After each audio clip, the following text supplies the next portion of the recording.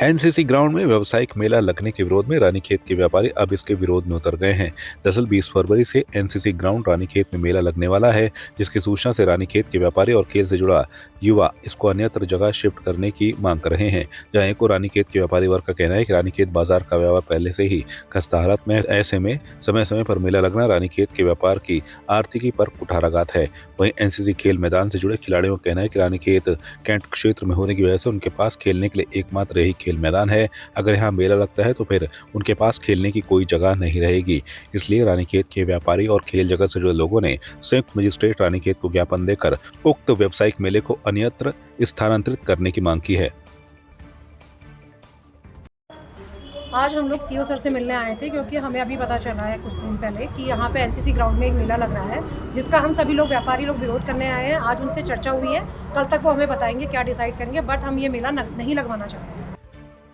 पौड़ी जिले के कोटद्वार में सूचना प्राप्त हुई कि मनोज रावत के द्वारा अपनी पत्नी शशि देवी का गला घोटा गया। सीओ निहारिका सेमवाल ने बताया कि शशि देवी को अस्पताल ले जाया गया, जहां डॉक्टरों ने उसे मृत घोषित कर दिया। साथ ही मनोज रावत ने भी चाकू से अपने गले पर वार किया, जिसके कारण उसका उपचार कोटद्वार अस्पताल में किया जा रहा है।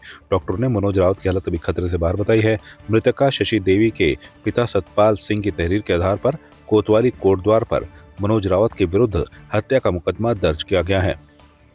आज दिनांक 20 तारीख को सुबह 9 बजे के लगभग कोतवाली कोटद्वार को 112 के माध्यम से सूचना मिली कि हमारा जो जल निगम कॉलोनी है पदमपुर में, वहाँ पर एक व्यक्ति अचेत अवस्था में पड़ा है तथा उसकी जो पत्नी है वो भी उसी कमरे में अनकॉन्शियस है। दोनों को हम लोगों द्वारा हॉस्पिटल पहुँचाया गया, जहाँ पर डॉक्टरों द्वारा जो उसकी पत्नी थी उसे मृत घोषित किया गया तथा जो आदमी है उसका प्राथमिक उपचार स्टार्ट किया गया।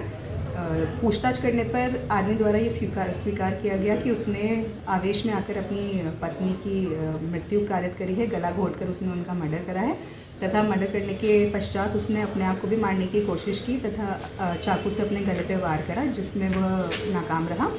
सूचना पे हम लोगों द्वारा मृतका के परिवार द्वारा यहाँ कोतवाली कोटद्वार में तहरीर दी गई, जिसमें हम लोगों ने संबंधित धाराओं में जो है उसमें मुकदमा मर्डर का पंजीकृत कर दिया है तथा जो हमारा अक्यूज्ड है उसका प्राइमरी ट्रीटमेंट चल रहा है और उसके बाद जो भी लीगल कार्रवाई है उसमें हम लोग अमल लाएंगे और इसमें जो बॉडी है वो हम उन्हें पोस्टमार्टम के लिए भेज देंगे।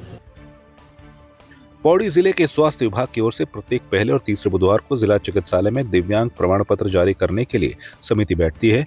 जिला चिकित्सालय के पीएमएस एवं एसीएमओ डॉक्टर रमेश कुमार ने बताया कि पिछले दिन 11 दिव्यांग जनों के प्रमाण पत्र जारी किए गए। इन प्रमाण पत्रों में विशेषज्ञ चिकित्सकों द्वारा शारीरिक अक्षमताओं की जाँच की गई और अधिकतर प्रमाण पत्र आंख और हड्डी संबंधित दिव्यांग जनों के लिए बनाए गए। इस पहल से दिव्यांग जनों को सरकारी योजनाओं का लाभ मिलने में सहायता मिलेगी और उनकी समस्याओं का समाधान होगा। ये जो जिला अस्पताल में एक तो महीने का प्रथम बुधवार और तृतीय जो बुधवार होता है उसमें हमारा डिसेबिलिटी कैंप होता है, जिसमें जो दूरस्थ क्षेत्र से यहाँ पे अपना दिव्यांग सर्टिफिकेट बनाने के लिए आते हैं तो उनको यहाँ पे उनका जांच करके जौन बीमारी से उनको ग्रसित थे या जिस तरीके से उनको दिव्यांगता आई है उन सभी को जांच करके उनका दिव्यांग सर्टिफिकेट प्रदान किया जाता है। तो हमारे यहाँ पे ज़्यादातर आँख की डिसेबिलिटी हो गई, हड्डी से रिलेटेड डिसेबिलिटी हो गई या अन्य डिसेबिलिटी हो गई, तो उन सभी डिसेबिलिटी को यहाँ पे चेक करके उनको सर्टिफिकेट प्रदान कर दिया जाता है। UDID में उनको जनरेट की जाती है, जिसमें उनको सर्टिफिकेट दिया जाता है। राष्ट्रीय किशोर स्वास्थ्य कार्यक्रम के अंतर्गत जिला चिकित्सालय पौड़ी में पीयर एजुकेटर एक्सपोजर विजिट आयोजित की गई। इस दौरान सामुदायिक स्वास्थ्य केंद्र परसुंडा खाल और कलजी खाल के पीयर एजुकेटर छात्र छात्राओं में खासा उत्साह देखने को मिला है। उन्हें जिला अस्पताल में उपलब्ध विभिन्न चिकित्सा सेवाओं जैसे CT scan, emergency ward, OPD, बाल रोग विशेषज्ञ, physiotherapy, dental TB clinic, Ayurveda, RTI, STI, ICTC आदि विभागों का निरीक्षण कर जानकारी दी गई।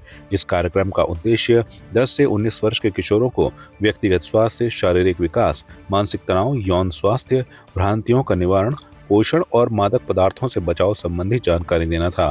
फीमेल काउंसलर सीमा चौहान और रेखा रावत ने बताया कि किशोरों को काउंसलिंग की आवश्यकता होने पर वे किसी भी कार्य दिवस में जिला अस्पताल से संपर्क कर सकते हैं। ये कार्यक्रम हमारे NHM के थ्रू है, राष्ट्रीय मिशन के थ्रू ये कार्यक्रम बनाया गया है। बच्चों के लिए 10 से 19 साल तक के बच्चों के लिए कार्यक्रम है।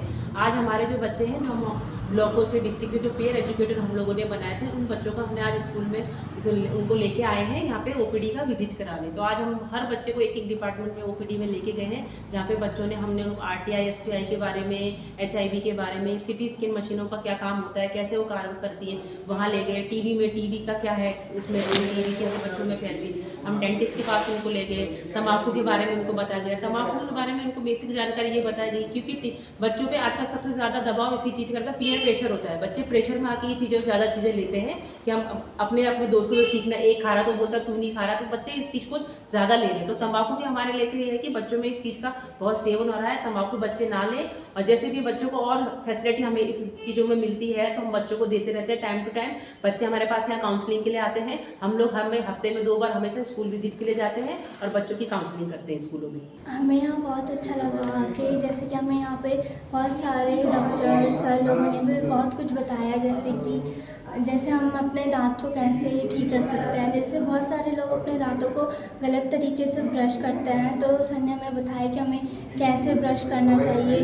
और जैसे कि हमसे जो बड़े लोग होते हैं तो वो जैसे कि सिगरेट वगैरह, दारू वगैरह पीते हैं, तो उससे वो हमारे लिए बहुत हार्मफुल होता है और वो हमें नहीं पीना चाहिए। तो हमें यहाँ ऐसे हमें छोटे लोगों को भी बताना चाहिए होता है, क्योंकि अगर हम उनको छोटे एज से बताएंगे तो बड़े में ऐसा कुछ भी नहीं करेंगे। हमने ये पौड़ी डिस्ट्रिक्ट के हॉस्पिटल के विजिट में आए हैं। ये सरकार की एक अच्छी पॉलिसी है जो सरकार के अंतर्गत आती है।